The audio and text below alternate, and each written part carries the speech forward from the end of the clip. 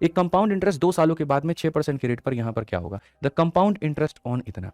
ठीक है, तो सबसे पहली बात यहाँ पर कि देखिए हमें इतना पैसा मेरे भाई ब्याज में लगाना है, कितने के रेट पे लगाना है, 6% के रेट पे। कितने सालों के लिए लगाना है, तो 2 सालों के लिए।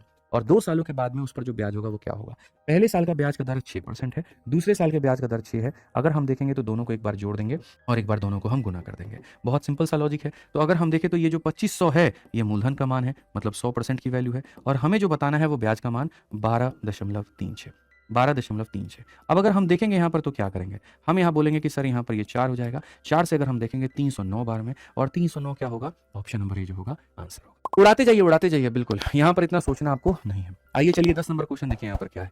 अ certain amount invested at compound interest of 12% per annum compounded annually amount to इतना इन मेरे भाई कितना साल, 2 साल। तो यहाँ what is 140% of the amount invested. आसान भाषा में कि तुम्हारे पास एक पैसा, आंसर नहीं रुकना चाहिए, फिर से कह रहे हैं आंसर नहीं रुकना चाहिए। आंसर जब आप देते हैं तो इस बात का प्रतीक है कि आपको सवाल आता है, ठीक है, और आप अपने सपनों के लिए एकदम जो है वहां पर जिंदा है। आप जिंदा लोगों में काउंट होते हैं, मुर्दों में काउंट नहीं होते। तो आंसर दीजिए। तो जैसे मान लीजिए कहा गया कि 12% की दर पर आप निवेश करते हैं एक निश्चित राशि को जो वार्षिक रूप से संयोजित होती है, तो 2 वर्षों में वो इतना हो जाती है, यानी वो हमारा एक अमाउंट है। ठीक है, तो कहा गया निवेशित राशि का क्या होगा। तो अगर मैं किसी पैसे को इन्वेस्ट करता हूँ 12% के रेट से, पहले साल का 12, दूसरे साल का 12, तो 2 साल में कितना होगा, तो 12 12 24 होगा, और 12 12 144 होगा। 2 अंकों को पास में रखिए और इसको इधर ट्रांसफर कर दीजिए, तो हमारे सामने 25.44% का क्या होगा, तो ब्याज होगा। इतने परसेंट का मेरे भाई यहाँ पर क्या होगा, तो ब्याज होगा।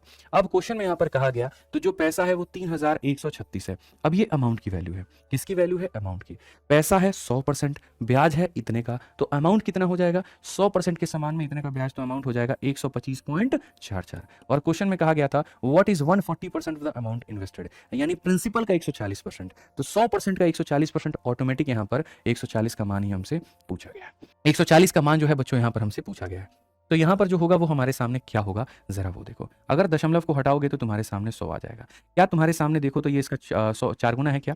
ठीक है, तो यहाँ पर 4 छक 24, 4 12 14। ठीक है, 4 एकम 4 एक 5, बिल्कुल यहाँ पर ये इसका मेरे भाई 4 गुना है।